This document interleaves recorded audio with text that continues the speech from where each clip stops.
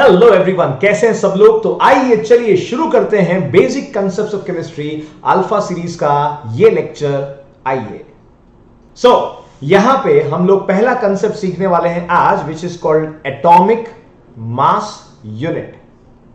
इसे हम कहेंगे atomic mass unit. Okay, so people are confused कि what is AMU, what is U, what is gram per mole, atomic mass कैसे आता है, मॉलिक्यूलर मास कैसे आता है। Okay, so hold your breath, I will be explaining simply, एकदम सीधा simple समझाऊंगा मैं। क्लियर? तो आइडेंटिफाई अ वेइंग बैलेंस, छोटा सा वेइंग बैलेंस। क्लियर है? जैसे क्या कहते हैं गुजराती में, क्या कहते हैं, त्राजवा कहते हैं, हाँ राइट। सो हम लोग यहां पे एक बैलेंस ले रहे हैं और राइट साइड पे मैं सोच रहा हूं कोई एक चीज रख दो। चलिए, मैंने यहां पे एक चीज रख दिया है। नाउ सोचो सोचो सोचो, अगर मैं ऐसा कहूं कि लेफ्ट साइड पे मेरे पास तीन चीजें हैं जिन तीनों का वेट इक्वल है। जिन तीनों का वेट क्या है? इक्वल है। तो यहां पे 1, 2 और 3, मान लो इन तीनों का वेट क्या है? इक्वल। तो इसका वेट और इसका वेट और इसका वेट इक्वल है और वो इसके इक्विवेलेंट है। सो यूनिट 1, यूनिट 2, यूनिट 3 वो यूनिट 4 के मास से इक्विवेलेंट है। यूनिट 1, 2 और 3 का मास इक्वल और इन तीनों का सम टोटल वो यूनिट 4 जैसा है। तो क्या मैं ऐसा कह सकता हूं कि यूनिट 1 का मास जो है वो 1/3 ऑफ यूनिट 4 है? क्या मैं ऐसा कह सकता हूं, हाँ या ना? क्लियर? U1, U2, U3 का मास है सेम और हमने राइट साइड जो कंपोनेंट लिया है उसकी कंपैरिजन में अगर लिया जाएगा तो वो हो जाएगा 1/3। क्लियर है? ओके, अब समझो ध्यान से। U1, U2 और U3 1/3 of U4 and 1/3 of U4 होने वाला है। ये बेसिस है AMU का। ये क्या है? बेसिस है AMU का। हम एटॉमिक मास यूनिट मतलब के एटम का मास ढूंढने की प्रोसेस जो था उसमें किसी को स्टैंडर्डाइज्ड करना चाहते थे, किसी को एज अ रेफरेंस स्टैंडर्ड लेना चाहते थे। And we could take hydrogen, but hydrogen is in gas form, again helium is in gas form. बहुत सारे अलग अलग इश्यूज की वजह से हमने फाइनली स्टैंडर्ड बनाया कार्बन 12 को। कार्बन 12 इसलिए भी क्योंकि कार्बन 14 का कंटेंट, जो उसका आइसोटोप का कंटेंट होता है, वो बहुत कम होता है। ओके, सो कार्बन 12 का हमने स्टैंडर्डाइजेशन किया, मतलब कि उसको हमने as a reference standard choose किया। ओके, कार्बन 12 को रेफरेंस स्टैंडर्ड चूज जरूर किया है, लेकिन हमें एटॉमिक मास तो हाइड्रोजन के लिए भी बनाना है, एटॉमिक मास हीलियम के लिए भी बताना है। यस और नो? तो कार्बन 12 को क्या करे कि उसको इक्विवेलेंट हाइड्रोजन के साथ लिया जाए। तो जब हमने वेइंग बैलेंस के प्रिंसिपल के हिसाब से यहां पे कार्बन 12 को रखा और यहां पे हमने हाइड्रोजन को रखा, जस्ट एकदम सिंपल सी चीज समझा रहा हूं कि जब हमने यहां पे हाइड्रोजन को रखा तो हमें पता चला कि हाइड्रोजन की कंपैरिजन में कार्बन का मास जो है वो 12 टाइम्स ज्यादा है। 12 टाइम्स ज्यादा, अप्रोक्सीमेटली हाइड्रोजन का मास जो है वो कार्बन के मास से 12 गुना कम है। Making sense? यस और नो? ये हमें पता चला। हमने एक इंस्ट्रूमेंट उठाया जिसका नाम है मास स्पेक्ट्रोमीटर। उससे जब उस टाइम पे जितना अवेलेबल था उतना एग्जैक्टली कार्बन का मास ढूंढने का ट्राई किया। मास स्पेक्ट्रोमीटर कार्बन का मास दे रहा है 1.992648 इंटू 10⁻⁻23 बराबर 1.992648 10⁻⁻23। और जैसे मैंने कहा, हाइड्रोजन का मास इससे अप्रोक्सीमेटली 12वें पार्ट का है, 12th पार्ट का है। इसलिए हमने एक डेफिनेशन बनाया जिसे हमने कहा 1 AMU is equivalent to what? Is equal to 1/12th part of weight of carbon 12 C12। और जो 1/12 पार्ट ऑफ C12 अगर आप कैलकुलेट करो तो वो कितना आ रहा है? तो 1/12 पार्ट ऑफ यस हमारा जो वेट है कार्बन का ये रहा आपके सामने, तो 1.992648 इंटू 10⁻⁻23। तो जब हमने ये निकाला तो हमारा आंसर आया 1.66056 इंटू 10⁻⁻24 ग्राम, और इस चीज को हम कहते हैं 1 AMU। नाउ वापस आओ इस बैलेंस के ऊपर। यहां पे आप देख सकते हैं मैंने क्या कहा कि भाई यहां पे हमने कार्बन रखा है, यहां पे हमने अगर हाइड्रोजन रखा तो बैलेंस होना नहीं, वो कार्बन की तरफ झुक जाएगा। तो यहां पे 1 AMU हमने लिया, 1 AMU हमने लिया, और 1 AMU के कंपैरिजन में अगर कितने AMU लेने पड़ेंगे, 1 2 3 4 5 6 7 8 9 10 11 और 12। हाँ, तो ये 12 पोर्शन, ऑब्वियसली ये इक्विवेलेंट नहीं दिख रहे अभी, लेकिन उनका मास इक्विवेलेंट है, क्लियर है। तो उन सब को अगर मैंने 1 AMU कहा तब ये जाके बैलेंस हो जाएगा, क्योंकि AMU का डेफिनेशन हमने लिया है 1/12 part of carbon 12 C12। Clear है? ओके, सो ये आपको बैलेंस समझ में आ रहा है? ओके, अब मैं इस बैलेंस का यूज करके एक और चीज बताता हूं आपको। चलिए एक और चीज बताता हूं। Balance is the key to understanding. यहां पे मैंने नाइट्रोजन रखा है, मैंने क्या रखा है? Nitrogen. Nitrogen as an atom है मान लो यहां पे, और यहां पे मुझे पता चला कि AMU जो एटॉमिक मास यूनिट है ऐसा एक, वैसे यहां पे 14 यूनिट्स चाहिए टू बैलेंस इट। इस नाइट्रोजन को बैलेंस करने के लिए आपको 14 यूनिट्स चाहिए। तो नाइट्रोजन का वेट कितना हुआ?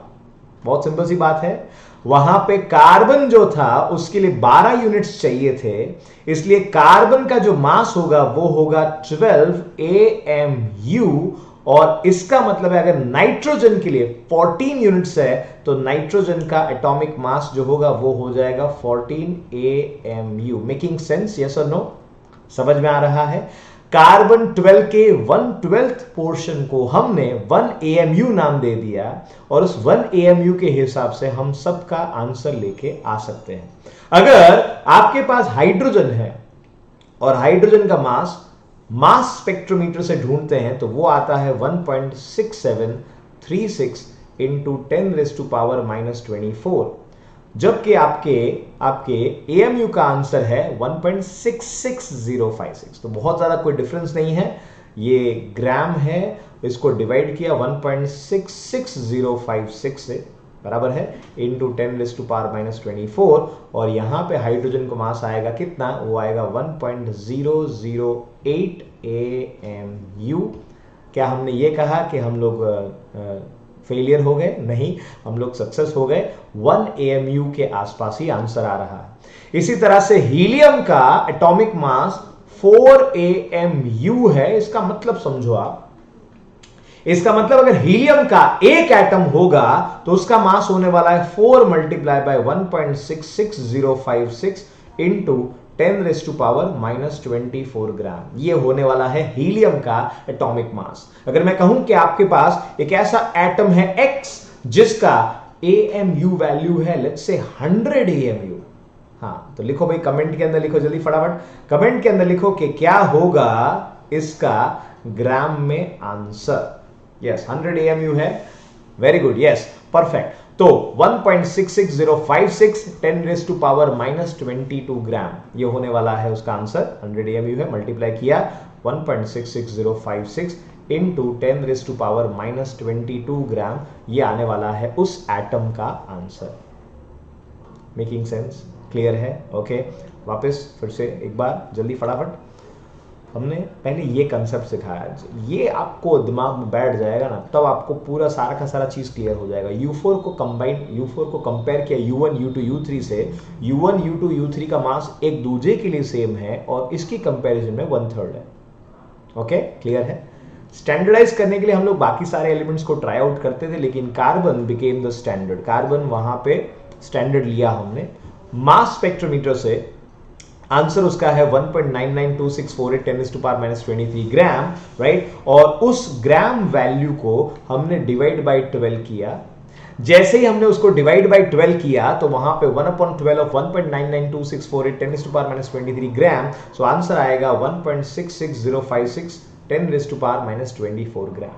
इसको हम कहेंगे 1 AMU। अगर आपको 1 AMU क्लियर है तो आपको ये क्लियर हो जाएगा कब कोई आंसर 14 AMU आएगा, कब कोई आंसर 20 AMU आंसर आएगा। आंसर को हमने AMU के वैल्यू से डिवाइड किया है, उसका ग्राम वैल्यू उसको। तो जैसे यहाँ पे हाइड्रोजन का वैल्यू है 1.6736 10⁻24 ग्राम और उसको डिवाइड किया हमने, हमें मिला 1.008 AMU। क्लियर है? हीलियम और बाकी सब हमने कैलकुलेट इस हिसाब से कर सकते हैं। अब हमने सोचा कि मान लो मुझे एटम का मास ढूंढना है यूरेनियम का, तो वो AMU में हम कर सकते हैं, जैसे कि हम ले सकते हैं 235 AMU। लेकिन क्या कभी ऐसा होने वाला है, कभी ऐसा होने वाला है कि हम लोग एक एटम का प्रैक्टिकल कर रहे हो हैं कि एक एटम लिया, इधर से पकड़ा, उधर फेंका? ऐसा नहीं होने वाला। हम लोग एक बिगर क्वांटिटी के साथ काम करेंगे। सो AMU दो इट इज यूजफुल, लेकिन हम लोग इसको अब ग्राम क्वांटिटी में या विजिबल, फीजिबल, पॉसिबल क्वांटिटी, क्या क्या क्या, विजिबल, फीजिबल और पॉसिबल क्वांटिटी में कन्वर्ट करना चाहते हैं, जिसको आप देख सके, जिसको आप ऑब्टेन कर सके, जिसको समझना मुमकिन हो। Okay, so visible, feasible and possible quantity. So हमने कार्बन को ही पकड़ा वापस कि भाई चला जा कार्बन, तेरे हिसाब से AMU डिसाइड किया था, तेरे ही हिसाब से हम लोग डिफाइन करेंगे मोल कंसेप्ट। ओके, तो हमने सोचा हाइड्रोजन के मास से कार्बन का मास 12 गुना ज्यादा है, 12 टाइम्स हायर। तो क्यों ना ऐसा किया जाए कि कार्बन के ही 12 ग्राम को लिया जाए, 12 ग्राम कार्बन 12। उस 12 ग्राम कार्बन को हमने आंसर बता दिया कि भाई ये है 1 मोल। मतलब कि what is 1 mole quantity, whatever quantity is present in 12 gram carbon, जितने भी एटम हो उसे हम कह देंगे 1 मोल। मोल कंसेप्ट नंबर के ऊपर बेस्ड है। मोल एक नंबर है, मोल एक क्वांटिटी है कि भाई इतने पार्टिकल्स है भाई। जैसे जैसे मान लो आप कहते हैं डजन, क्या कहते हैं भाई, डजन। तो डजन का मतलब कितना, एक कौड़ी कितना, 20, डजन मतलब 12। क्लियर है? ये एक पर्टिकुलर नंबर यूनिट है। वैसे ही मोल भी एक नंबर यूनिट है, पर उसको डिफाइन करने के लिए हमने कार्बन का यूटिलाइजेशन किया और कहा कि भाई कार्बन के 12 ग्राम को बोल दो कि वो 1 मोल है। ओके, पकड़ा उसको, बोला भाई तू है ना 1 मोल है। 12 ग्राम कार्बन के अंदर जितने पार्टिकल होंगे उसे हम कहेंगे क्या, उसे हम कहेंगे 1 मोल। क्लियर है? ओके, इससे फायदा क्या होगा, 12 मोल लेने से, 12 ग्राम पर मोल लेने से फायदा क्या होगा, आइए समझाता हूं। जैसे मान लो आपने 12 ग्राम कार्बन को 1 मोल ले लिया, इसको डिवाइड बाय 12 करो तो 1 ग्राम हाइड्रोजन आएगा, बराबर कि नहीं? उसको भी हम लोग 1 मोल क्वांटिटी कहेंगे। एक कार्बन के वेट की कंपैरिजन में एक हाइड्रोजन का वेट 1/12 है। तो जितने एटम आपको 12 ग्राम कार्बन में मिलेंगे, उतने ही एटम 1 ग्राम हाइड्रोजन में होंगे। यस और नो? सोचो, ये कार्बन का एटम है, ये कार्बन का एटम है, ये कार्बन का एटम है, और कार्बन के एटम के 1/12 हाइड्रोजन का एटम है। ओके, क्लियर है? तो यहां पे 3 पार्टिकल है, यहां पे भी 3 पार्टिकल। इसका अगर 12 12 12 आंसर लिया जाए तो इसका आंसर क्या होगा, 1 1 1, क्योंकि ऑलरेडी वो क्या है, डिवाइड बाय 12 ही हुआ है। क्योंकि हमें हाइड्रोजन से शुरू करना है, इसलिए हमने 12 ग्राम कार्बन को 1 मोल लिया। सो सबसे छोटा वैल्यू हाइड्रोजन वो 1 ग्राम के आसपास हो जाए। Okay, making sense? यस और नो? इसे अब हम कहेंगे एटॉमिक मास। क्या कहेंगे? एटॉमिक मास। तो आपके पास एटॉमिक मास के 2 यूनिट आ गए। एक आया आपके पास AMU और दूसरा आया आपके पास ग्राम पर मोल। बराबर है? इसे किस तरह से यूज करना है आइए मैं सिखाता हूं। फील आ रहा है, समझ में आ रहा है? एटॉमिक मास के दो यूनिट हैं, उसमें एक है एटॉमिक मास यूनिट और दूसरा है ग्राम पर मोल। चलिए वन बाय वन एग्जांपल करवाता हूं, आपको समझ में आ जाएगा क्या हो रहा है। मान लो कि मैंने आपको एक एटम दिया ए और मैंने कहा कि इसका एटॉमिक मास जो है, एटॉमिक मास जो है वो है 50 AMU। क्या कहा मैंने? 50 AMU। तो बिना कुछ सोचे इतना लिख दो पहले कि इसका दूसरा है 50 ग्राम पर मोल। 50 ग्राम पर मोल। ए का एटॉमिक मास 50 AMU है और ए का ही एटॉमिक मास 50 ग्राम पर मोल है। ये कैसे हो सकता है, समझाता हूं। सोचो, one atom, if you take one atom A, इसका मास ऊपर से आएगा, यहां से आएगा, यहां से कितना आएगा? वो आ रहा है 50 मल्टीप्लाई बाय 1.66056 इंटू 10⁻⁻24 ग्राम। एक एटम का मास बहुत छोटा होता है ऑब्वियसली, तो ये देखो बहुत छोटा है 10⁻⁻24। लेकिन अगर आपको कोई क्वेश्चन पूछे कि भाई एक मोल ए का आंसर कितना है, एक मोल एटम ए का आंसर कितना है, समझ में आ रहा है what I am saying? Clear है? एक एटम वो तो बहुत छोटा है, लेकिन एक मोल का आंसर तो देखो मैंने ऊपर ही लिख दिया, इसका आंसर यहां पे है, इसका आंसर है सीधा 50 ग्राम। करेंगे मेरे साथ? हाँ चलिए मैं एक और एग्जांपल देता हूं। राइट, आपको खुजली हो रही होगी कि भाई एक मोल में कितने पार्टिकल है। हाँ मैं आंसर उसका भी दूंगा, लेकिन पहले पहले पहले इसको क्लियर करते हैं। हाँ, बी एटम का मान लो कि एटॉमिक मास मैं आपको दे रहा हूं कि भाई ये है 75 AMU। तो कुछ भी सोचे बिना लिख दो, बोलोगे क्या लिखोगे? 75 ग्राम पर मोल। समझ में आया? इससे आपको बी एटम, बी का एक एटम है ना, उसका वेट मिल जाएगा और एक मोल बी का भी वेट मिल जाएगा। Okay, C atom, C atom हमारे पास है, सी एलिमेंट का एटम है आपके पास। ओके, इसका एटॉमिक मास मान लो आपको दिया गया है कि भाई इसका है लेट्स से 125 AMU, तो इसका दूसरा 125 ग्राम पर मोल होने वाला है। क्लियर है? ओके, बराबर है। अच्छा, आपको एक एटम का मास एग्जैक्टली ग्राम में पूछा हो तो आप क्या करेंगे बताओ? चलो एग्जैक्टली ग्राम में पूछा हो तो 125 multiply by 1.66056 into 10⁻⁻24 gram. Okay, clear है? और एक मोल सी एटम का अगर आपको वेट पूछा हो तो वो तो सीधा सिंपल है 125 ग्राम। अब कितने पार्टिकल होते हैं एक मोल? मतलब मैंने कहा वैसे कि भाई नंबर यूनिट है, क्या है? नंबर यूनिट है। तो उस मोल कंसेप्ट को समझते हैं कि कितने पार्टिकल हैं इसके अंदर। ओके, चलिए तो उसके लिए मैं आपको दो चीजें पूछता हूं, कमेंट में लिखो। एक मोल कार्बन का वेट कितना है? चलो, एक मोल कार्बन का वेट कितना है? Yes, you guessed it right, 12 gram per मोल। एक मोल कार्बन का वेट है 12 ग्राम पर मोल। और दूसरा मैंने आज ही इस लेक्चर में ही आंसर दिया है, एक एटम जो कार्बन का होता है उसका वजन क्या होता है? उसका वजन है 1.992648 इंटू 10⁻⁻23 ग्राम पर एटम। एक एटम का वेट। अब देखो मैथ्स है सिंपल, कैंसिल हम करेंगे। इधर से देखो ग्राम कैंसिल, इधर से ग्राम कैंसिल, कैंसिल हुआ, ऊपर गया ऊपर गया ऊपर गया, तो क्या होगा इधर? हाँ, यहाँ पे एटम ऊपर आएगा, एटम नीचे, ये मोल नीचे आ जाएगा। मोल वैल्यू का यूनिट समझो, एक मोल में कितना एटम है, एटम्स पर मोल मतलब एक मोल में कितना एटम है, और डिवाइड किया तो आंसर आया 6.022 इंटू 10⁻23।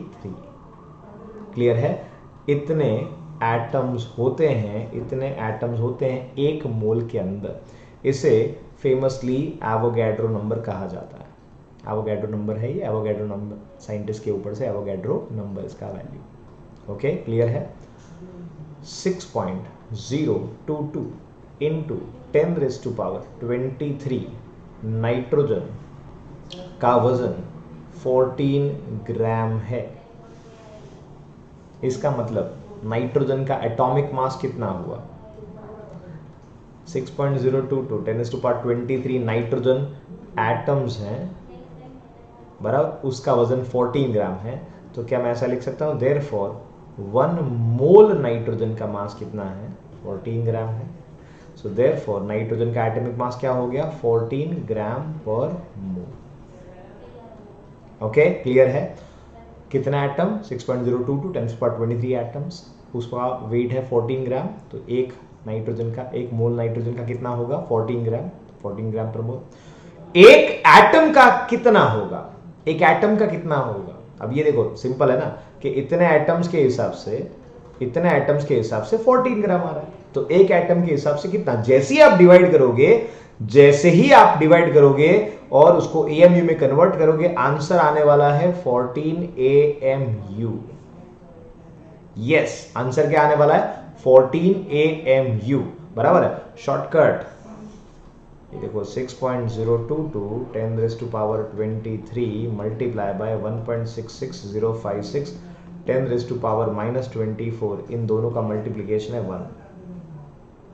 यस, चेक करके देखो। हाँ, 6.022 10⁻23 एंड 1.66056 10⁻56, तो सॉरी 10⁻⁻24, इन दोनों का मल्टीप्लीकेशन क्या होने वाला है? 1 होने वाला है। तो बेसिकली मैथ्स है, सिंपल सा, क्लियर है? ओके, चलिए कुछ आंसर्स करो आप, दे रहा हूं आपको।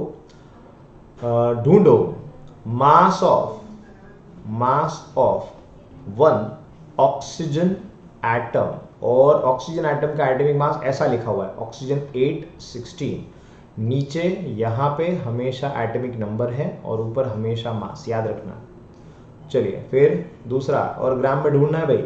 Mass of 2.5 mole of hydrogen atom. चलिए, और हाइड्रोजन के लिए क्या लिखा हुआ है? H11। तो सबसे पहले तो इसके ऊपर से हम लोग इतना लिख देंगे कि ऑक्सीजन का मास कितना है? 16 AMU, और एक एटम का कहा है, इसलिए सीधा 16 मल्टीप्लाई बाय 1.66056 इंटू 10⁻⁻24 ग्राम। बस ये मल्टीप्लाई कर दो, ये हो जाएगा आपका answer. Mass of 2.5 mole of hydrogen atom, तो देखो भाई ऊपर क्या है? यहां पे है 1, तो इसका आंसर होगा 1 AMU, और इसको हम क्या लिख सकते हैं? 1 ग्राम पर मोल। ऑब्वियसली एग्जैक्ट आंसर 1.008 है, लेकिन हम 1 ले लेंगे, 1 ग्राम पर मोल। सो 2.5 मोल के लिए कितना होगा? 2.5 मोल के लिए आपका आंसर होने वाला है 2.5 ग्राम। ओके, क्लियर है? समझ में आ रहा है? फील करो इसको, AMU और ग्राम पर मोल को समझो आप। जब आप देखोगे तो आपको पता चलेगा, okay now the relation is making sense. So अब जब एटॉमिक मास यूनिट हमने सीख लिया है, तो एक छोटा सा टॉपिक देखते हैं। अगर हमारे पास कोई एलिमेंट है और उसके 2 आइसोटोप हैं, अगर कोई एलिमेंट है हमारे पास और उसके 2 आइसोटोप हैं जिसके अलग अलग रिलेटिव अबंडेंसेस होते हैं, एग्जांपल देता हूं, समझ में आएगा। क्लोरीन हमारे पास है एटम 1735, उसका आइसोटोप है एक, और दूसरा आइसोटोप क्लोरीन का 1737 है। ओके, इन दोनों का रिलेटिव अबंडेंस, मतलब के यूनिवर्स में, हमारे अर्थ के ऊपर या पूरे यूनिवर्स में कितना परसेंटेज क्लोरीन 35 के फॉर्म में होता है और कितना परसेंटेज क्लोरीन 37 के परसेंटेज में होता है, तो वो होता है 75% 35 का और 25% होता है 37 का। ओके, तो इसमें किस तरह से आपको एटॉमिक मास लेना है, तो इसे हम कहेंगे क्या? इसे हम कहेंगे average atomic mass, average atomic मास। तो एवरेज एटॉमिक मास भी कैसे मिलेगा आपको? तो वो मिलने वाला है relative abundance of the first element. तो भाई कितना परसेंटेज है? 75% है, दूसरे का 25 है, और जो आपको एटॉमिक मास ऊपर दिख रहा है उसको यहां पे ले लो आप, तो 35 एंड 37 और डिवाइड बाय हम लोग करेंगे 100, सो यहां पे आपका आंसर आएगा 35.5। अब तो आप समझ ही गए होंगे, यहां पे हम लिख सकते हैं AMU या फिर हम लिख सकते हैं 35.5 ग्राम पर मोल। क्लियर है? ओके, एक और एग्जांपल देता हूं मैं आपको। अगर एलिमेंट X का 210 और 215 210 एंड 215 ऐसे दो आइसोटोप हैं और मान लो कि इसका 90% है और इसका 10% है, राइट? रिलेटिव अबंडेंस X 210 का 90% है और X 215 का 10% है, so therefore average atomic mass क्या आएगा? Average atomic mass is equal to what? Is equal to 90 multiply by 210 और यहां पे आएगा 215 मल्टीप्लाई बाय 10%। ओके, कैलकुलेट करो, जो आए वो आपका आंसर आएगा। आंसर कितना होगा? आंसर होगा आई गेस 210.5। चेक करो एक बार। हाँ, okay, next one.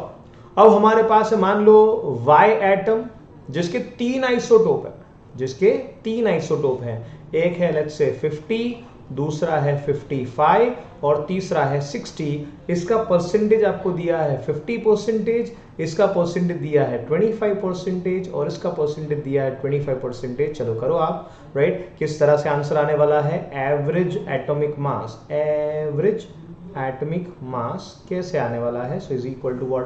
50% multiply by 50 AMU plus 25 multiply by 55 and plus 25 multiply by 60 divide by total, that is equal to 100। आपको फ्रैक्शन में दिया हो तो आपको ऐसे करना है, फ्रैक्शन परसेंटेज जो भी आपको दिया उस हिसाब से आपका आंसर आ जाएगा। क्लियर है? ओके, अब आगे बढ़ते हैं और हम सीखते हैं कुछ एटॉमिक मास ढूंढने की मेथड को देखते हैं। एटॉमिक मास कैसे ढूंढा जाता है, how to find out. Clear है? वैसे तो हमारे पास मास स्पेक्ट्रोमीटर है, लेकिन पुराने कुछ मेथड्स का हम लोग डिस्कशन करना चाहते हैं जो कि इंपॉर्टेंट भी है क्वेश्चन आंसर्स के पर्सपेक्टिव से। सबसे पहले हमारे पास है DP method. What is DP method? DP method का मतलब होता है ड्यूलोंग-पेटिट्स मेथड। ड्यूलोंग-पेटिट्स मेथड किसके लिए अप्लाई होने वाला है? वो होने वाला है मेटल के लिए अप्लाई, और मेटल के लिए हम लोग SHC मतलब कि स्पेसिफिक हीट कैपेसिटी ढूंढेंगे। क्या ढूंढेंगे? Specific heat capacity. अगर आपको मेटल का स्पेसिफिक हीट कैपेसिटी मिल जाता है, ये आपको दिया होगा, तो स्पेसिफिक हीट कैपेसिटी होता क्या है ये थर्मोडायनेमिक्स में हम लोग डिस्कस करने वाले हैं। सो लिख देता हूं यहां पे, the heat required to increase 1 degree Celsius temperature for 1 gram substance is known as what? Is known as specific heat capacity.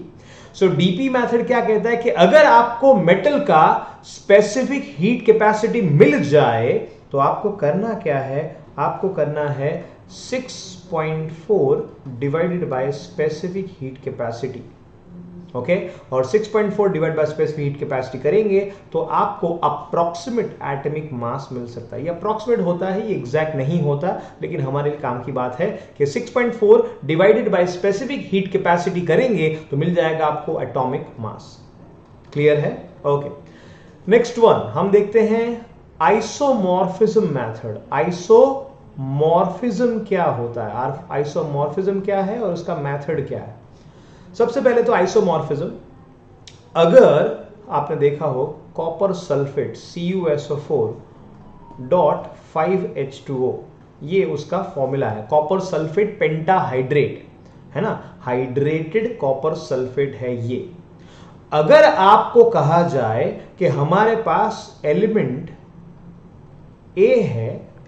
ए है जो कि एक सल्फेट बना रहा है which is isomorph to this copper sulfate pentahydrate. आइसोमॉर्फ का मतलब समझना, ए एलिमेंट आइसोमॉर्फ सल्फेट बना रहा है, तो CuSO4 5H2O का आइसोमॉर्फ ए एलिमेंट का क्या होगा पता है? वो होगा ASO4.5H2O। क्लियर है? जो Cu की जगह पे हमें A डाल देना है। क्लियर है? तो आपको मिल जाएगा उसका आइसोमॉर्फ। क्या मिल जाएगा? आइसोमॉर्फ। अब अगर टोटल करो आप और ए का परसेंटेज ढूंढो, देखो इसमें ए कितना है, ए का अमाउंट कितना है, मान लो कि ए का अमाउंट है ए ग्राम डिवाइडेड बाय ए क्योंकि खुद का amount plus SO4 which is going to be 96 and 96 plus 18 फाइजा इज इक्वल टू 90। ये दिख रहा है आपको, ये पानी का मॉलिक्यूलर मास कैसे कैलकुलेट किया मैंने, हाइड्रोजन का एटॉमिक मास 1 है, ऑक्सीजन का 16 है, हाइड्रोजन का 1 ऑक्सीजन का 16, टोटल मास हो जाएगा आपका 18 फाइजा 90 और plus sulphur and oxygen, sulphur 32 है, ऑक्सीजन 16 फोर जा 64। क्लियर है, सब कैलकुलेशन एकदम मस्त। हाँ सो ये इसका वजन है 96 और इसका है 90, टोटल कर देंगे 186 इंटू 100। क्लियर है, सो यहां पे आपको ए का वैल्यू मिल जाएगा एटॉमिक मास, अगर आपको उसका परसेंटेज दे दिया गया है। यहां पे percentage if known then we can find out the atomic mass. This is called isomorphism method. क्या कहेंगे इसे, isomorphism method। आपको बताया होगा कि एलिमेंट ए सल्फेट बना रहा है कॉपर सल्फेट पेंटाहाइड्रेट की तरह, उसका आइसोमॉर्फ है ये, और आपको इस एलिमेंट के उसके सल्फेट के अंदर उसका परसेंटेज दे दिया होगा, तो आपको एटॉमिक मास इसको सॉल्व करना है और आपको आंसर मिल जाएगा। क्लियर है, ओके। अब जो तीसरा मेथड है हमारे पास उसका नाम है volatile chloride method, volatile chloride method. Okay, ये कब अप्लाई कर सकते हैं, जब आपका मेटल या नॉन मेटल का जो क्लोराइड मिल रहा हो वो वोलेटाइल हो। वोलेटाइल से हमारा मतलब है कि वेपराइज हो सकता हो, वो कन्वर्ट हो सकता हो। हमें ये क्यों चाहिए, क्योंकि हमें वेपर डेंसिटी चाहिए। क्या चाहिए, वेपर डेंसिटी चाहिए फॉर दिस मैथड। ओके, सबसे पहले मैं आपको एक क्लोराइड का फॉर्मूला समझाता हूं कि कोई भी क्लोराइड जो होता है, क्लोराइड का मास ऑफ क्लोराइड, या आप बोल दो molecular mass of chloride is equal to what, molecular mass of chloride is equal to जो अपना एटम है उसका एलिमेंट मान लो कि ए, उसका वैलेंसी n, और क्लोरीन कितने बाइंड होंगे, क्लोरीन अगर वैलेंसी 1 होगा तो 1 बाइंड होगा, बराबर है, और अगर वैलेंसी n है तो n बाइंड होंगे, बराबर।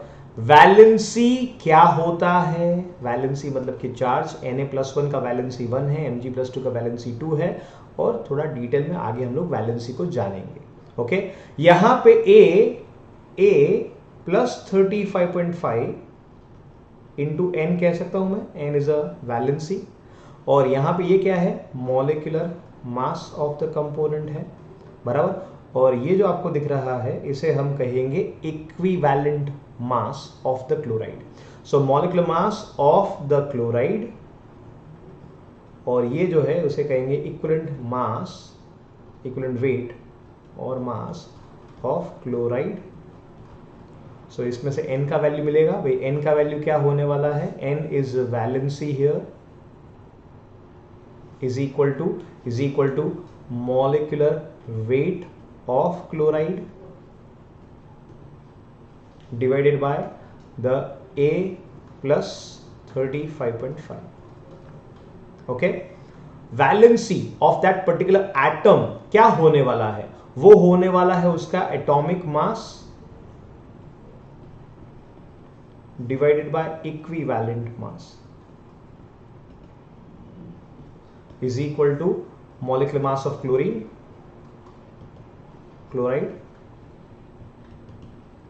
so A upon 35.5। क्लियर है, समझ में आ रहा है, ओके।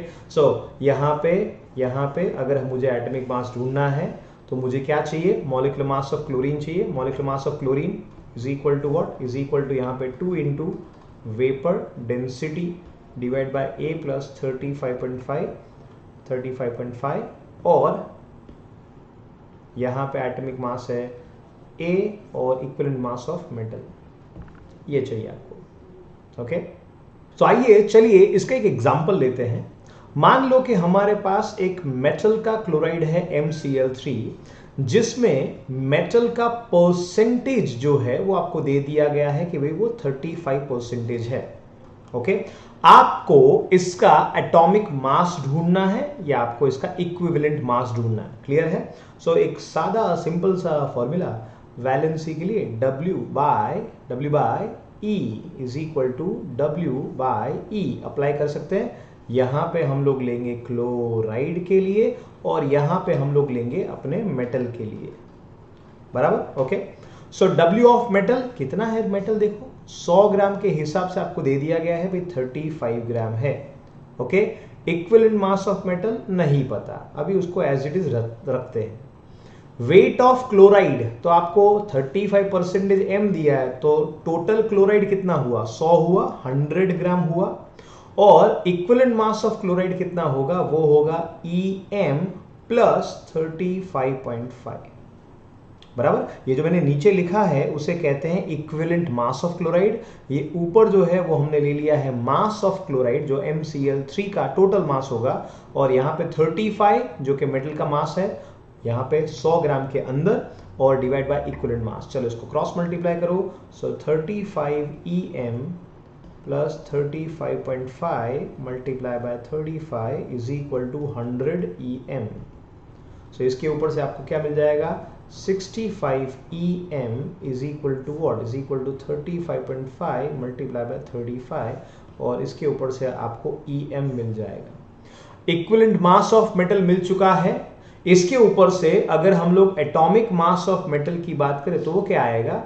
एटॉमिक मास, तो यहाँ पे आप देख सकते हैं MCl3 मेटल के साथ कितने क्लोरीन जुड़े हुए हैं? 3। सो जो भी आपका इक्विवेलेंट मास आएगा मल्टीप्लाई बाय 3, ये होगा आपका आंसर। ओके, सो अब हम लोग एक नया टॉपिक पकड़ते हैं, percentage of element in substance, in particular molecule और सब्सटेंस। तो इसके लिए आपको मॉलिक्यूलर मास की बात करनी है। मॉलिक्यूलर मास कैसे मिलता है उसकी बात करते हैं। लेट्स से हम एग्जांपल ले रहे हैं CH4। सो कार्बन का एटॉमिक मास है 12 और हाइड्रोजन का है 1, इसलिए टोटल मॉलिक्यूलर मास ऐसा आएगा 12 plus 4 multiply by 1 is equal to क्या आएगा? 16 ग्राम पर मोल या AMU, वो तो आप जानते हैं। कार्बन का परसेंटेज और हाइड्रोजन का परसेंटेज इसमें ढूंढना है। चलिए कार्बन का परसेंटेज ढूंढते हैं। तो उसका टोटल वेट इस कंपाउंड के अंदर है 12 डिवाइडेड बाय टोटल वजन होगा 16 इंटू 100, ये हो जाएगा आपका कार्बन का परसेंटेज। और हाइड्रोजन का परसेंटेज इस कंपाउंड में हाइड्रोजन का अमाउंट कितना है? वो है 4 डिवाइडेड बाय 16 करेंगे इंटू 100 कर देंगे, ये हो जाएगा आपका हाइड्रोजन का परसेंटेज। क्लियर है? ओके, अगर आपके पास है C6H12O6, इसमें कार्बन का परसेंटेज, हाइड्रोजन का परसेंटेज और ऑक्सीजन का परसेंटेज हमें ढूंढना है। ओके, कैसे करेंगे? चलिए 12 6 72 प्लस 12 इंटू 1 12, 16 6 96, टोटल हो जाएगा 180 ग्राम पर मोल। कार्बन का परसेंटेज 72 डिवाइडेड बाय 180 इंटू 100, यह आ जाएगा आपका 40%। क्लियर है? हाइड्रोजन का परसेंटेज 12 डिवाइडेड बाय 180 इंटू 100, ये हाइड्रोजन का परसेंटेज आएगा कितना आएगा? 6.67 या 66% आएगा, चेक करो। और ऑक्सीजन का परसेंटेज 96 डिवाइडेड बाय 180 इंटू 100, ये आएगा 53.33%। समझ में आ रहा है? चलिए मैं कुछ कंपाउंड लिख रहा हूं, उसमें आप परसेंटेज ढूंढो। NH3 में नाइट्रोजन हाइड्रोजन का परसेंटेज ढूंढेंगे हम लोग। ओके, इस तरह से कार्बन डाइऑक्साइड में कार्बन का और ऑक्सीजन का परसेंटेज ढूंढेंगे हम लोग। इसी तरह से N2H4 में नाइट्रोजन हाइड्रोजन का परसेंटेज ढूंढेंगे, और C12H22 एंड O11 में कार्बन हाइड्रोजन और ऑक्सीजन का परसेंटेज। क्लियर है? आंसर करो कमेंट्स के अंदर कि कितना कितना परसेंटेज आ रहा है अमोनिया में, CO2 में, N2H4 में और C12H22O11 में पर्टिकुलर एलिमेंट्स का। अब इसका रिवर्स क्या होता है? इसका रिवर्स मतलब क्या ऐसा हो सकता है कि हमें परसेंटेज दे दिए हो और उसके ऊपर से एम्पिरिकल फॉर्मूला या मॉलिक्यूलर फॉर्मूला मिले? ये आपको जो NH3 दिख रहा है इसे हम क्या कहते हैं? मॉलिक्यूलर फॉर्मूला कहते हैं। अब N2H4 में ये मॉलिक्यूलर फॉर्मूला है, इसमें एम्पिरिकल फॉर्मूला के लिए 2 कॉमन निकाल लो। टू कॉमन निकालो, NH2 is called empirical formula. समझ में आ रहा है? NH2 is empirical formula. तो हम एक वही एग्जांपल लेते हैं जो अभी हमने किया कि ये ग्लूकोज है, ग्लूकोज दिख रहा है आपको, ग्लूकोज, और ग्लूकोज के परसेंटेज हमने अभी ढूंढे, कार्बन, हाइड्रोजन, ऑक्सीजन, और उसमें से अब हम लोग रिवर्स जाते हैं। मतलब कि आपको क्वेश्चन में दिया है कि एक ऐसा कंपाउंड जिसमें कार्बन का क्वांटिटी 40% है, हाइड्रोजन का 6.66% है और ऑक्सीजन का 53.33% है। Find out empirical formula and molecular formula.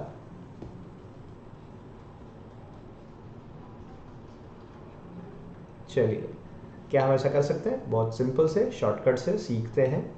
सबसे पहले कार्बन, हाइड्रोजन, ऑक्सीजन आपको लेना है। ओके, इस तरह से छोटा सा टेबल बना देंगे।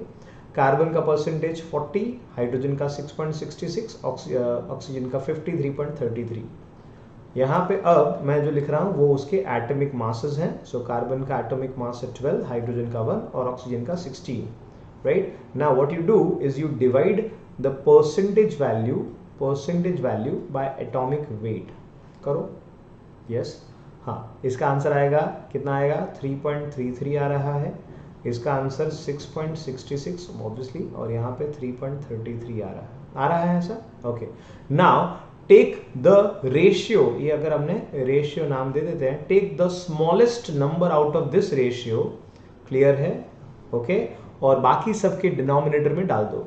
मतलब कि 3.33 is the smallest value here, so 3.33 divide by 3.33 which is 1, 6.66 divided by 3.33 which is 2, and 3.33 divided by 3.33 which is 1। समझ में आ रहा है? क्लियर है? सो यहां पे आपको C1H2O1 ये मिला, इसे हम कहेंगे एम्पेरिकल फॉर्मूला। क्या कहेंगे हम लोग? Empirical formula. ना how to find out molecular formula? So molecular formula के लिए either we would have been given, यहां पे आपको ब्रैकेट में दिया होगा कि मॉलिक्यूलर वेट कितना है कंपाउंड का, या फिर आपको दिया होगा कि क्या है वेपर डेंसिटी, क्योंकि molecular mass is equal to 2 into vapour density. Okay, clear है? सो मान लो मैं इधर डायरेक्टली मॉलिक्यूलर मास दे देता हूं, तो वो होने वाला है लेट्स से 180। ओके, क्या यूज करेंगे इसका? और अगर आपको वेपर डेंसिटी दिया होता तो वो दिया होता 90। सो यहां पे molecular mass is equal to 2 into vapour density, answer तो उसी हिसाब से आएगा। ओके, नाउ सबसे पहले CH2O is the empirical formula. Okay, अब इसके ऊपर से हम लोग एम्पेरिकल फॉर्मूला का वेट फाइंड आउट करेंगे। 12 plus 2 plus 16 is equal to 30 gram per formula, और मॉलिक्यूलर वेट वो जो आपको ऑलरेडी दे दिया है वो है 180 gram per mole. Okay, so therefore now what you do is you divide the 180 divided by 30, molecular mass divided by empirical formula mass is equal to क्या आया? 6। you take that 6 and multiply with the empirical formula, so आपको मिलेगा उसके ऊपर से molecular formula। so molecular formula है C6H12O6। समझ में आ रहा है? ऑब्वियसली इतना लंबा हमें कैलकुलेशन करना नहीं, हमें फटाफट करना है। क्लियर है? लेकिन एक पूरा का पूरा एक्सप्लेनेशन एक बार मैं आपको दे रहा हूं। ओके, क्लियर है? सो यहाँ पे परसेंटेज अगर आपको दिया हो तो उसमें से एम्पेरिकल फॉर्मूला या मॉलिक्यूलर फॉर्मूला कैसे ढूंढना है वो आपको हमने इसके ऊपर से सिखाया। चलिए, यहाँ पे हाइड्रोजन और ऑक्सीजन का एक कंपाउंड, कार्बन नहीं है, सिर्फ हाइड्रोजन ऑक्सीजन, और यहाँ पे 11.11% और 88.89% ऑक्सीजन का फाइंड आउट करो। अब कार्बन नहीं लेने का, सिर्फ हाइड्रोजन ऑक्सीजन लेने का, और वैल्यू आपको ढूंढना है। समझ में आएगा? क्लियर है? ओके, दूसरे एग्जांपल में कार्बन का, हाइड्रोजन का और ऑक्सीजन का परसेंटेज वैल्यू 37.5, यहां पे 12.5 और ऑक्सीजन के लिए 50%। ओके, हाँ, और यहां पे आपको vapour density is given, vapour density is given and let's say it is 16। चलो फाइंड आउट करो इसका आंसर, लिखना कमेंट में। ओके चलिए, now I give you a golden equation. Golden equation में 3 पार्ट है, उसमें सबसे पहला पार्ट आपके सामने यहां पे, पहला पार्ट मोल को ढूंढने के लिए, यहां पे मोल को ढूंढने के लिए इक्वेशन बना रहा हूं मस्त। n is equal to W by M। W by M, यहां पे M एटॉमिक मास या मॉलिक्यूलर मास या मोलर मास होने वाला है अलग अलग कंपोनेंट के लिए। अभी हमने एटॉमिक मास देखा, सो एटॉमिक मास, अगर कोई मॉलिक्यूल होगा तो मॉलिक्यूलर मास, और एक मोल का कंपोनेंट होगा तो उसे हम कहेंगे मोलर मास। बराबर है, इस मॉलिक्यूल का मुंह ठीक कर देते हैं, हाँ बराबर। सो ये हो गया आपका मॉलिक्यूलर मास, ठीक है, क्लियर है। So n is equal to W by M, weight of component divide by molar mass और एटॉमिक मास और द मॉलिक्यूलर मास। डन है, क्लियर है, ओके। मॉलिक्यूलर मास के बारे में डिस्कस करते हैं थोड़ा सा, बराबर है, और उसके बाद और आगे बढ़ते हैं। मान लो हमारे पास कोई मॉलिक्यूल है H2O, बराबर, H2O। आपको क्या करना पड़ेगा, hydrogen, helium, lithium, beryllium, boron, carbon, nitrogen, oxygen, fluorine, neon, sodium, magnesium, aluminium, silicon, phosphorus, sulphur, chlorine, argon, potassium, calcium, इन 1 to 20, 1 to 30 एटम्स के एटॉमिक मास को एक बार देख लेना है। कुछ कुछ आपको, क्योंकि रिवीजन बहुत सारा होगा इसलिए याद रह जाएगा आपको, कुछ कुछ आपको दिए होंगे, अगर वो ऑड होंगे तो आपको दिए होंगे। चलिए यहां पे H2O मॉलिक्यूल के लिए मुझे मॉलिक्यूलर मास ढूंढना है, मॉलिक्यूलर कंपोनेंट का मास ढूंढना है। ओके, क्या करना है, सिंपल है, ऐसा लिखो 2 + 1। अब ये ब्रैकेट में क्या लिखेंगे, तो ब्रैकेट में लिखेंगे हाइड्रोजन का atomic mass. So atomic weight और atomic mass of hydrogen, atomic weight और मास ऑफ ऑक्सीजन, बराबर। हाइड्रोजन के लिए 1, ऑक्सीजन के लिए 16। सो 2 × 1, ये 1 ग्राम पर मोल लिया हमने, और प्लस 1 × 16, ये हो जाएगा टोटल 18 ग्राम पर मोल। ओके, क्या मैं इसको 18 AMU लिख सकता हूं, 18 ग्राम पर मोल आ रहा है इसलिए, yes we can write it. So अगर एक H2O मॉलिक्यूल के लिए पूछा, एक H2O मॉलिक्यूल के लिए पूछा है, तो वो आंसर होने वाला है 18 AMU। और अगर एक मोल H2O के लिए पूछा है, एक मोल H2O मतलब 6.022 into 10⁻23 मॉलिक्यूल्स ऑफ H2O। इसका वेट कितना होगा, तो इसका वेट होने वाला है सीधा 18 ग्राम। एक एटम को देखना, एक मॉलिक्यूल को देखना इम्पॉसिबल सी बात है, लेकिन 18 ग्राम पानी को हम देख सकते हैं, 18 ml पानी को हम लोग देख सकते हैं। विजिबल, फीजिबल, पॉसिबल क्वांटिटी है, यस और नो, मोल। ओके, अब एक छोटा सा और इक्वेशन डालता हूं इसके अंदर, ये समझ में आया आपको, क्लियर है। n is equal to W by M। अच्छा, मैं आपको पूछूं भाई कि how many moles are there in 54 gram H2O? Simple सा क्वेश्चन, सिर्फ कंसेप्ट बिल्ड करने के लिए। बोलो भाई n का वैल्यू क्या होगा, n का वैल्यू होगा 54, W का वैल्यू ये, डिवाइड बाय M, तो हमने आगे ही कैलकुलेट किया, H2O के लिए आंसर आने वाला है 18 ग्राम पर मोल। सो यहां पे है 54 ग्राम और यहां पे है 18 ग्राम पर मोल, कैंसिल कैंसिल, आंसर आएगा 3 mole. Okay, and now again adding one more question इसी के अंदर से, अगर आपके पास 3 मोल H2O है, so how many particles are there? How many particles of H2O are there? So एक मोल में कितने पार्टिकल होते हैं, 6.022 10⁻23। तो तुमने लिखा 3 मोल में कितने होने वाले, तो 3 × 6.022 into 10⁻23। सो 18.066 या 1.8066 into 10⁻24 इतने मॉलिक्यूल्स होने वाले हैं।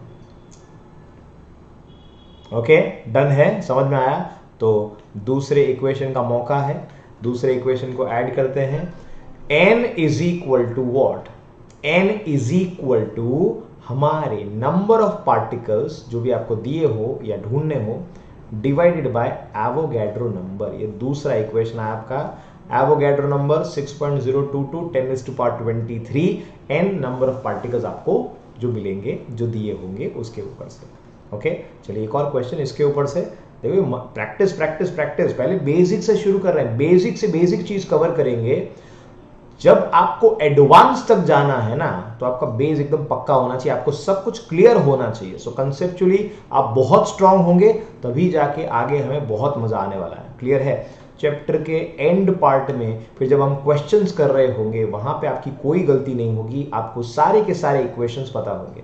ओके, सो यहां पे मैं n is equal to n upon na है, उसका यूज करके आपको क्वेश्चन दे रहा हूं कि भाई find out number of moles in 3.011 into 10⁻22 particles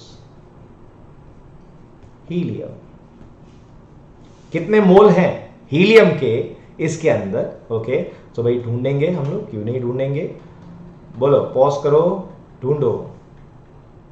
कर लिया? ओके, 3, 2, 1, चलिए। तो 3.011 into 10⁻22 divided by Avogadro number which is 6.022 into 10⁻23. So यहां पे होने वाला है 1/2 which is 0.5 10⁻⁻1. So मोल आ जाएंगे 0.05. Yes or no? ये होगा मोल ऑफ हीलियम। क्लियर है? समझ में आ रहा है? क्लियर है? So that is how we can find out number of moles based upon number of particle, or we can find out number of particle based upon number of moles. अब आगे बढ़ते हैं और नई एक चीज सीखते हैं।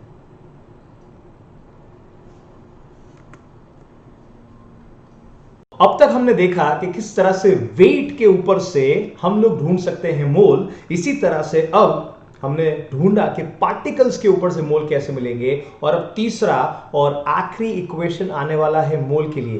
पहला इक्वेशन है W/m, दूसरा इक्वेशन है n upon na which is Avogadro number, और तीसरा फाइनल इक्वेशन है V upon V star. Mind well, ये वॉल्यूम अपॉन वॉल्यूम स्टार ये सिर्फ और सिर्फ गैसियस सब्सटेंस के लिए अप्लाई होने वाला है। सिर्फ और सिर्फ गैसियस सब्सटेंस के लिए ही इसका यूज किया जा सकता है। और for gaseous substance what is the V star value? V star क्या होता है? तो V स्टार को हम लोग कहेंगे मोलर वॉल्यूम। मोलर वॉल्यूम नाम से क्लियर है, मोल का वॉल्यूम, एक मोल का वॉल्यूम, और वो हम लेंगे 0 डिग्री सेल्सियस टेम्परेचर पे, मतलब कि 273 केल्विन टेम्परेचर होगा एंड 1 बार प्रेशर होगा। वहां पे आप लेंगे एक मोल का वॉल्यूम जो कि होने वाला है 22.4 litre. Okay, so based upon this we can also calculate the number of moles. Example के तौर पे आपको पूछा है भाई find out mole present in 11.2 litre of O2 gas. बहुत सिंपल सा क्वेश्चन है, चलो करो फटाफट। Yes, in 3, 2 and 1. So n का वैल्यू कितना हो जाएगा? वो हो जाएगा 11.2 डिवाइड बाय 22.4, सो ये होने वाला है आपका 0.5 मोल। क्लियर है? आपको पूछा हो भाई find out volume of 1.5 mole of helium gas. चलो कैसे मिलेगा आपको? So n is equal to what is equal to V upon V star. So volume आपको ढूंढना है, volume is equal to n multiply by V star 22.4, so 1.5 multiply by 22.4, ये आ जाएगा आपका आंसर 33.6 लीटर। क्लियर है? तो शुरुआत हमने AMU से किया था। AMU जो है उसमें से एटॉमिक मास हमें मिला, एटॉमिक मास के ऊपर से मॉलिक्यूलर मास मिला, और अब हम लोग बात कर रहे हैं मोल की। ओके, तो आइए चलिए फटाफट से इसमें कॉन्सेंट्रेशन टर्म्स को इंट्रोड्यूस करते हैं जो कि मोल से रिलेटेड होने वाले हैं। ओके, सो मैं सबसे पहले आपको वैल्यू दूंगा, उसके ऊपर से हम लोग कैलकुलेशंस करेंगे। सो यहां पे हम लोग कॉन्सेंट्रेशन टर्म को इंट्रोड्यूस कर रहे हैं जिसका नाम है मोल फ्रैक्शन। क्या है? Mole fraction. कोई भी फ्रैक्शन क्या होता है, समझो ध्यान से, कोई भी फ्रैक्शन क्या होता है। आपके घर पे है मान लो 4 पंखे, 4 फैन, और उसमें से 2 व्हाइट हैं और 2 ब्लैक हैं। 2 व्हाइट हैं, 2 ब्लैक हैं, तो सिंपल सा व्हाइट का फ्रैक्शन कितना हुआ? यस, व्हाइट का फ्रैक्शन हुआ 2/4, या इसे हम कहेंगे 1/2। इसी तरह से अगर मान लो कि क्लासरूम है, जिस क्लासरूम में there are 60 students and 40 out of it is boys and 20 are girls, so उसका फ्रैक्शन कितना हुआ? सो बॉयज का फ्रैक्शन हुआ 40/60 या 0.66, और अगर गर्ल्स का फ्रैक्शन माना जाए तो 20/60 हो जाएगा, मतलब कि 1/3, 0.33। क्लियर है? सो ये होगा आपका फ्रैक्शन। सो इसी तरह से मोल फ्रैक्शन क्या होगा? मोल फ्रैक्शन का मतलब समझते हैं, इसको हम सिंबलाइज करेंगे एज एक्स। एक्स इसको हम लिखेंगे ऐसे, component moles, mole of particular component divided by total moles, total moles. Okay, mole of the component divide by total mole. Example देता हूं मैं आपको। मान लो कि हमने कोई मिक्सचर बनाया है, कोई मिक्सचर बनाया है with 5 mole of HCl and 15 mole of water. Okay, so mole fraction of HCl क्या होगा? मोल फ्रैक्शन ऑफ वाटर क्या होगा? So mole fraction of HCl is going to be what? खुद के mole divided by total moles. दिख रहा है आपको? Moles of the component, that is 5 moles of HCl divided by total, तो 15 + 5 कितना हो जाएगा? 20, सो is equal to 1/4 and that is equal to 0.25 mole fraction होगा इसका। इसी तरह से x ऑफ H2O, मतलब कि पानी का मोल फ्रैक्शन, पानी के खुद के moles, that is total moles, पानी के 15 है और total moles of the mixture 20 है, so is going to be 3/4 is equal to 0.75। ये होगा आपका mole fraction. Easy example. Okay, अब थोड़ा सा टफ लेते हैं। अगर मान लो हमारे पास है 80 gram of NaOH, sodium hydroxide, dissolved into let's say 540 gram water. Okay, so N of NaOH ढूंढना पड़ेगा आपको, N ऑफ वाटर ढूंढना पड़ेगा आपको, दोनों का टोटल बाद में करेंगे। So W/m weight is given to you. क्या होगा बताओ? इसमें वेट होगा 80। NaOH मॉलिक्यूलर मास कितना होगा? 23 + 16 + 1 इज इक्वल टू व्हाट? 40। तो यहाँ पे होने वाले हैं 2 मोल, और पानी के लिए कितना होने वाला है? वो होने वाला है 540 divided by 18 is equal to what? 30 moles. Clear है? सो मोल फ्रैक्शन कैसे आएगा? मोल फ्रैक्शन बहुत सिंपल है। Mole fraction of NaOH is equal to what? Is equal to खुद के moles, that is mole of NaOH divided by moles of NaOH plus moles of water H2O, so is equal to 2/32 या 1/16 आ जाएगा answer आपका। Clear है? 16 6 96 होगा, तो उसके हिसाब से 0.6 समथिंग आंसर आपका आएगा। एक्स ऑफ वाटर आपको मिल जाएगा 15/16। कितना मिल जाएगा? 15/16 x of water. Mole fraction of water is equal to what?